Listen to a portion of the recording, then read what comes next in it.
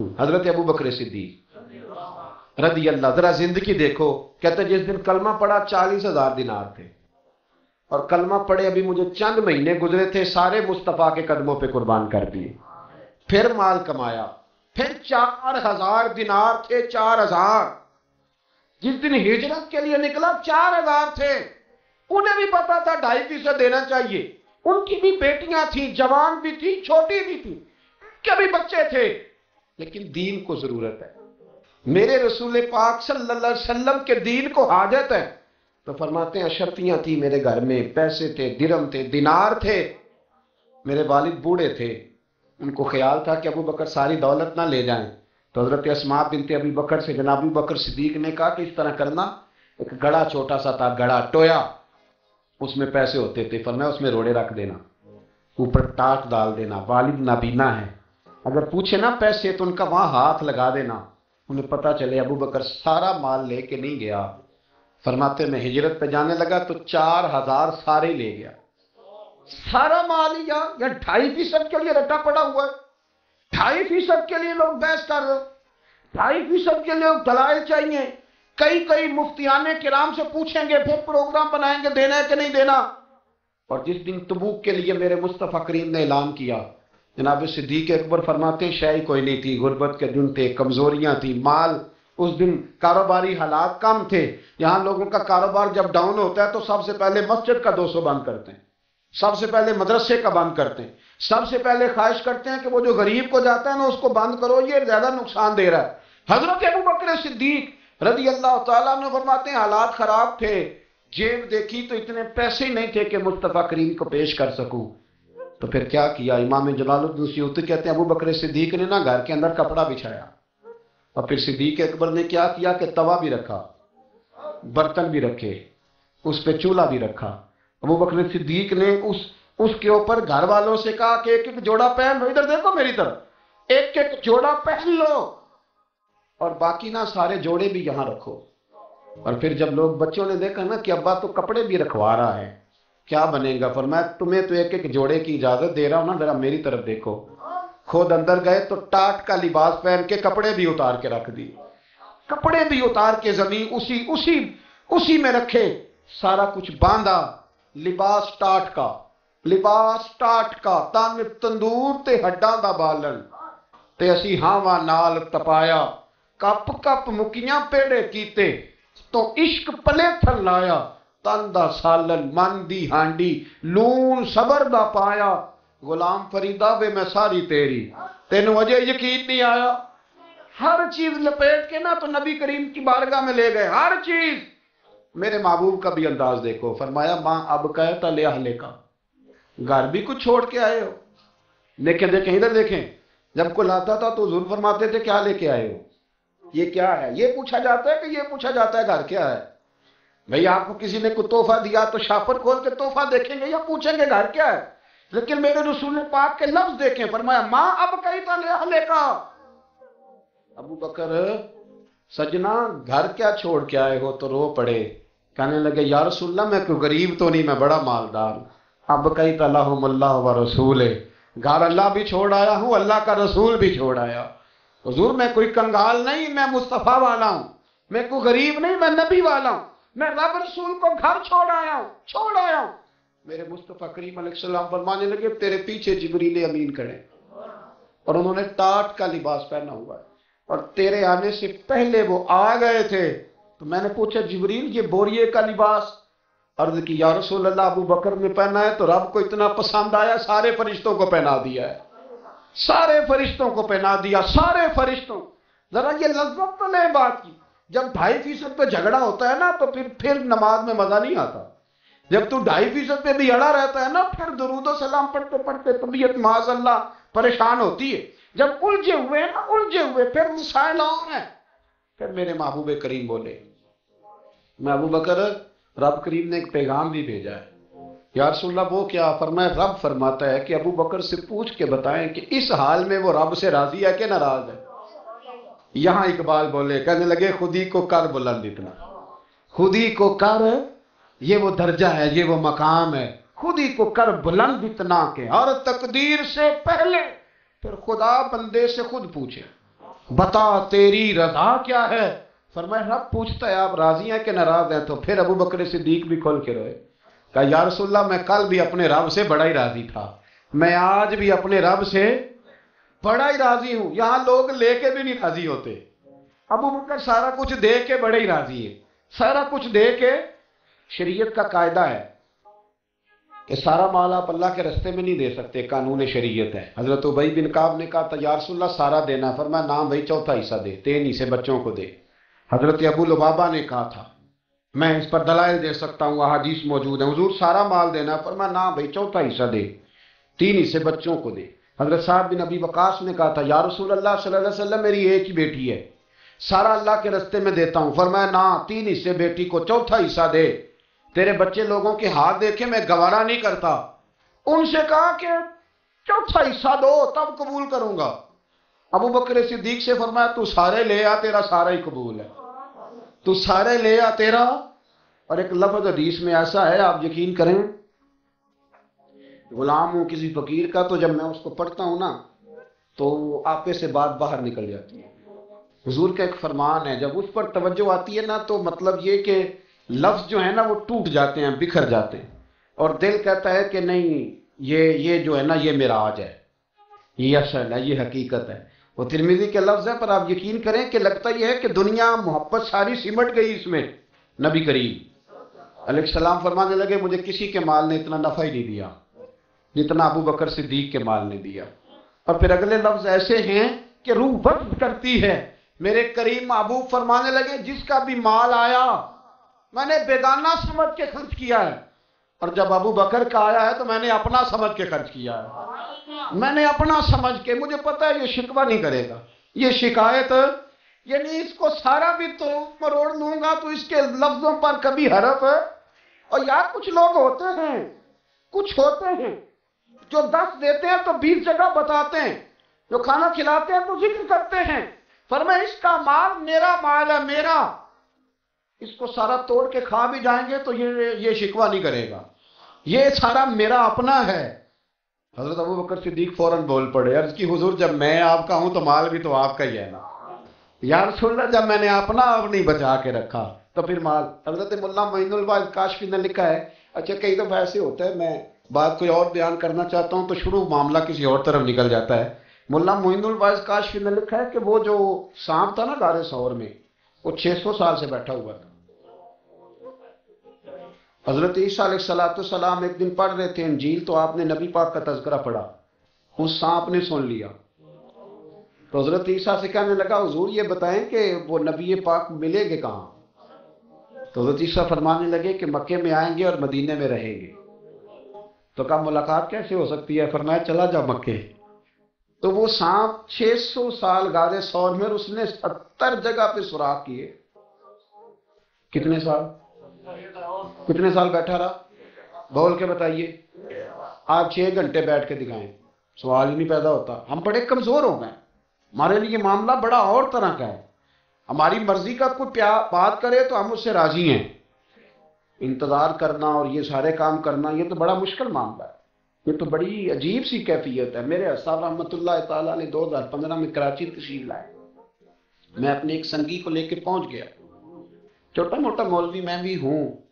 صبح میں 7 بجے کے 8 بجے ہم وہاں پہنچ گئے، حضرت آرام فرما رہے تھے، نمازیں انہوں نے اندر ادا فرمائی ساری، ظہر بھی ہوئی، پھر عصر بھی ہوئی، پھر مغرب بھی ہوئی، پھر عشاء بھی ہوئی۔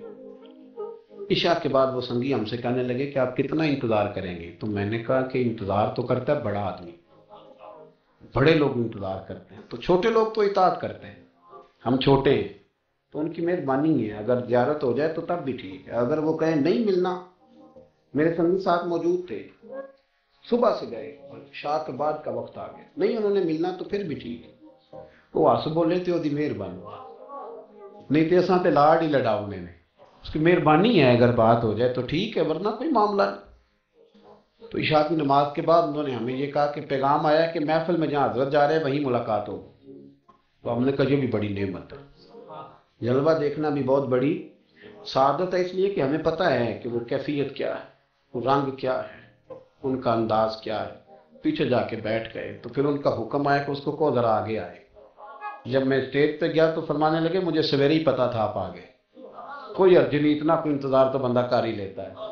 اب یقین کریں وہ دن کی جو لذت ہے نا وہ آج تک گئی نہیں طبیعت سے، وہ سرور گیا نہیں۔ کبھی کبھی سوچتا ہوں کہ اس سے ڈبل بھی انتظار کبھی ہو جائے پر ایک دفعہ زیارت پھر نصیب ہو جائے۔ کبھی کبھی یہ سوچتا ہوں 600 سال وہ سام بیٹھا رہا، 600 سال، 600 سال، اور 70 اس نے سوراخ کیے غار ثور میں، لیکن وہ بھی عاشق تھا نا۔ اور یہاں معاملہ یہ تھا کہ ابوبکر صدیق دعا مانگ کے گئے تھے کہ میں نے کسی کو موقع نہیں دینا، ایک میں ہوں گا دوسرا میرا یار ہوگا۔ وہ غار ثور کی تو لذت یہ والی تھی، ایک میں ایک میرے محبوب۔ اس نے 70 سوراخ کیے ہوئے تھے، جناب ابوبکر صدیق نے کہا حضور آپ ٹھہریں، میں ذرا بھی آیا صفائی کر کے۔ تو نبی کریم علیہ السلام رکے تو حضرت ابوبکر صدیق نے کہیں پگڑی پھاڑ کے رکھی، کہیں چادر پھاڑ کے رکھی، اتنے سوراخ بند کیے تو جو ایک رہ گیا وہاں ایڑی رکھ دی۔ تو اب وہ سام بھی شکوہ کرنے لگا کہ یار تو بھی کوئی نرالا ہی عاشق ہے کہ میں نے تو کسر ہی کوئی نہیں چھوڑی تھی، 70 سوراخ کیے تھے اور تو نے بھی کمال ہی کر دی ہے، تو سارے ہی بند کر دیے، جو بچ گیا اس پہ ایڑی رکھ دی۔ اس نے پتہ نہیں کتنے ڈنگ مارے۔ سام کا جب ڈنگ لگتا ہے تو وجود میں بہت زیادہ گرمی پیدا ہوتی، گرمی۔ حضرت ابوبکر صدیق کے بارے میں ہمارے شارحین نے لکھا روئے نہیں، وجود اتنا گرم ہوا کہ آنسو ٹپک پڑے۔ نبی کریم صلی اللہ علیہ وسلم نے فرمایا ہٹا نا ذرا پیر، پھر انہوں نے ہٹایا تو میرے مصطفیٰ میں لعاب دہن لگایا۔ مولانا معین الواعظ کاشفی رحمۃ اللہ علیہ فرماتے ہیں کہ جب انہوں نے قدم ہٹایا نا تو پھر وہ سانپ باہر نکلا، اپنا سر نکالا اور کھڑا ہو کے حضور کا دیدار کرنے لگا۔ تو نبی کریم نے فرمایا تیرا کام ہو گیا، اب تو جا، مجھے اور ابو بکر کو رہنے دے۔ وہ نکل گیا۔ یہ کیفیات ہے، یہ محبت ہے، یہ وارفتگی ہے، یہ سوز ہے، یہ درد ہے۔ یارو یہ میں کہا کرتا ہوں کہ یہ چیز جینے کا بھی مزہ دیتی ہے، مرنے کا بھی مزہ آتا ہے، مرنے کا بھی مزہ، سرور آتا ہے انسان اس میں جب یہ کیفیات شامل ہوتی ہے نا، رنگ اور ہوتا ہے، درد اور ہوتا ہے، ذائقہ اور ہوتا ہے، کیفیت اور ہوتی ہے، پھر کوئی شوق نہیں رہتا اعلیٰ کپڑوں کا، بڑی گاڑی کا، لمبے چوڑے معاملات کا۔ پھر تو انسان ڈھونڈتا پھرتا ہے کوئی مجھے محبوب کی بات سنائے، کوئی اس کی شان میں کوئی شعر سنائے، کوئی اس کا ذکر سنائے، کوئی مل جائے نا کبھی کہ میرے تار چھیڑ دے، کوئی ملے، کوئی بات کرے، کوئی ذکر کرے۔ پھر انسان ڈھونڈتا پھرتا ہے ان لفظوں کو، ان لوگوں کو جو پکڑ کے دروازہ رسول صلی اللہ علیہ وسلم کی بارگاہ تک لے جائیں۔ بڑا پیار کیا میرے کریم محبوب۔ حضرت علی المرتضیٰ شیر خدا فرماتے میٹنگ بیٹھی تھی بدر والے دن، ہم بات کر رہے تھے خطرہ کہاں ہے، گلے ترے لوگوں کی ڈیوٹی کہاں لگائی جائے۔ شیر خدا بھی چاہ رہے تھے کہ میں وہاں ڈیوٹی دوں گا، تو کہتے ہیں سمجھ آئی کہ سب سے زیادہ خطرہ نبی کریم علیہ السلام کے عریش مبارک کا ہوگا، حضور کے خیمے کو، چھپر مبارک کو۔ قریش مکہ سب سے زیادہ حملے وہاں کریں گے جہاں حضور ٹھہرے ہوں گے۔ طے ہو رہا تھا کس کی ڈیوٹی لگائیں، کس کو وہاں ذمہ داری سونپیں۔ کہتے ہیں ہم بات کر رہے تھے اور میں تیار تھا وہاں جانے کو، اچانک ابو بکر صدیق آ گئے۔ کیا باتیں ہو رہی ہیں؟ تو ہم نے کہا جناب ہم پروگرام بنا رہے ہیں کہ وہاں ڈیوٹی کس نے کرنی ہے۔ تو فرمانے لگے یہ کرنے والی بات ہی کوئی نہیں، میں نے تو عرض کر بھی دیا ہے نبی پاک کی بارگاہ میں کہ یا رسول اللہ یہاں ڈیوٹی میں ہی کروں گا۔ تو حضرت ابو دردہ رضی اللہ تعالیٰ عنہ عرض کرنے لگے حضرت ابو بکر صدیق سے کہ حضور آپ کے ساتھ کون ڈیوٹی کرے گا؟ فرمانے لگے کسی کی بھی ضرورت نہیں، کوئی ماں نے لال جنا ہی نہیں، کوئی جنا ہی نہیں ماں نے لال جو ابو بکر کے ہوتے ہوئے نبی پاک تک پہنچ جائے، کسی کی جرت ہی نہیں، میں اکیلا کافی ہوں مصطفیٰ کریم کے خیمے کا پہرا دینے کے لیے۔ یہ اعزاز، یہ شان، یہ لطافت، اور میرے نبی کریم علیہ السلام نے بھی پھر حضرت ابو بکر کو چاہا تو کمال ہی کر دیا، چاہا تو کمال ہی کمال ہو گئی۔ حضرت ابو دردہ کہتے ایک دن حضور علیہ السلام نے مجھے فرمایا ابو دردہ یہ تو نے آج کیا کیا؟ حضور کیا ہوا؟ فرمایا آج تو گلی میں چل رہا تھا اور ابو بکر صدیق کے آگے آگے چل رہا تھا، گلی میں ابو بکر کے آگے آگے چل رہا تھا۔ یا رسول اللہ صلی اللہ علیہ وسلم کیا ہوا؟ فرمایا نہ کسی پہ سورج طلوع ہوا نہ غروب ہوا جو میرے ابو بکر سے افضل ہو، خبردار اس کے آگے نہیں چلنا، ابو بکر صدیق کو کمر نہ ہونا چاہیے۔ شاہ ولی اللہ صاحب نے ایک بات لکھی ہے، بڑی نرالی ہے، وہ بھی بڑی نرالی۔ مثل تعویذ ہوتے ہیں نا کچھ لوگ، جب بھی ملتے ہیں شفا ہوتی ہے۔ بڑی شاندار عجیب بات لکھی ہے۔ حضور صلی اللہ علیہ وسلم نے ایک دن فرمایا کہ وقفے سے ملا کرو محبت بڑھتی ہے، یہ حضور کا فرمان ہے، وقفے سے ملا کرو محبت بڑھتی ہے۔ قدر کھو دیتا ہے نا ہر روز کا آنا جانا، اور بڑی دلچسپ ہوتی ہیں بے ترتیب ملاقاتیں. تو کہا کہ وقفے سے ملا کرو. حضرت ابو ہریرہ بھی تھے، دیگر لوگ بھی تھے. حضور نے فرما دیا. حضرت ابو بکر صدیق بھی سن رہے تھے. زور کی نماز پڑھی، گھر چلے گئے. عصر پڑھی تو گھر چلے گئے. مغرب پڑھی تو گھر چلے گئے. حضرت انس بن مالک رضی اللہ تعالیٰ عنہ کہتے ہیں 3 دفعہ حضور نے پوچھا ابو بکر نہیں آئے؟ ابو بکر نہیں آئے؟ ابو بکر نے کہتے 3 دفعہ پوچھا تو میں پھر پہنچ گیا. میں نے کہا ابو بکر 3 دفعہ حضور نے پوچھ لیا کہ ابو بکر نہیں آئے، ابو بکر نہیں آئے. تو جناب صدیق اکبر دوڑے، حضور حکم. فرمایا کہاں تھے صبح سے؟ اور کہ یا رسول اللہ آپ نے تو فرمایا تھا وقفے سے ملا کرو محبت بڑھتی ہے. تو محبوب فرمانے لگے تمہیں تھوڑی کہا تھا، تمہیں تھوڑی کہا تھا تو نہ جایا کر یار، تو رہا کر. تو رہتا ہے تو دل جمع رہتا ہے، تو یہاں موجود ہوتا ہے تو دل. اب یقین کریں کچھ لوگ ایسے ہوتے ہیں جن کے بارے میں دل کرتا ہے انہیں بندہ خرید کے پاس رکھ لے، ان کو خرید لے، یہ یہی رہیں، یہ جائیں نہ. اس لیے کہ ان کا لب و لہجہ اور ہوتا ہے، ان کا طرز حیات اور ہوتا ہے، طرز غلامی اور ہوتا ہے، طرز فرما برداری اور ہوتا ہے، انداز اور ہوتا ہے. فرمایا تو نہ جایا کر، یہی رہا کر. اور میرے محبوب نے فرمایا ابو بکر تو صرف میرا غار میں ہی ساتھی نہیں، قیامت میں جب میں حوض کوثر تقسیم کروں گا تب بھی تو میرے پاس ہی بیٹھا ہو. قیامت کے دن حوض کوثر کی تقسیم میں بھی تو میرے ساتھ ہی ہوگا میرے نبی کریم علیہ السلام. اور ایک بات اور سن لے جاتے جاتے، کچھ لوگ ساتھ بڑا رہتے ہیں پر بات کم کم مانگتے ہیں. کہتے ہیں میں جھاڑو جو دیتا ہوں آستانے میں، مجھے وظیفہ پڑھنے کی کیا ضرورت ہے؟ میں وہاں ہر وقت حاضر جو رہتا ہوں، مجھے کیا ضرورت ہے شجرہ پڑھنے کی؟ مجھے کیا ضرورت ہے ان کی بات سننے کی؟ میں وہاں رہتا جو اتنا ہی کافی ہے. حضرت ابو بکر صدیق نے نوکری بھی کھول کے کی اور نبی پاک کی بات بھی کھول کے مانی، کھول کے مانی. جو حضور نے کہہ دیا انہوں نے کر دیا. یہاں تو لوگ سوچتے ہیں نہ سمجھتے ہیں، غور کرتے ہیں، کہتے ہیں میں وہیں ہوتا ہوں، میرے پر نسبت ہے وہی کافی ہے. مجمع لگا ہے صحابہ کا. نبی پاک علیہ السلام نے فرمایا ابھی آج روزہ کس نے رکھا ہے؟ سب چپ کر گئے. حضور نے دوبارہ پوچھا تو جناب صدیق اکبر بولے عرض کی حضور آپ حکم نہ دیتے تو میں نہ بتاتا، یہ اللہ نے آج مجھے توفیق عطا فرمائی. تو حضور علیہ السلام نے فرمایا آج جنازے میں کس نے شرکت کی؟ لوگ خاموش ہو گئے. تو حضور علیہ السلام نے دوبارہ پوچھا عرض کی حضور آپ حکم نہ دیتے تو نہ بتاتا، یہ اللہ نے توفیق مجھے عطا فرمائی. فرمایا آج کس نے مسکین کو کھانا کھلایا ہے؟ عرض کی یا رسول اللہ صلی اللہ علیہ وسلم حکم نہ دیتے تو نہ بتاتا، یہ اللہ نے مجھے توفیق عطا فرمائی. فرمایا کس نے آج لوگوں کو دین کی دعوت دی، اسلام کی طرف بلایا، پیغام دیا؟ کون ہے؟ عرض کی حضور اگر آپ حکم نہ دیتے تو میں نہ بتاتا، یہ بھی خدمت اللہ نے مجھے عطا فرمائی ہے. تو نبی کریم علیہ السلام نے فرمایا ابو بکر سن، قیامت کے دن ایک دروازہ جنت میں ایسا ہوگا جہاں سے صرف روزے دار گزریں گے، ایک ایسا ہوگا جس سے صرف نمازی گزریں گے، ایک ایسا ہوگا جس سے صرف حاجی گزریں گے، ایک سے سخاوت کرنے والے گزریں گے. لیکن جب تو آئے گا نا تو جنت کے ہر دروازے سے آواز آئے گی کہ ادھر سے داخل ہو جا، ادھر سے ہر دروازے سے آواز آئے گی. اس لیے کہ مجموعی طور پر عمل کیا زندگی میں، مجموعی طور پر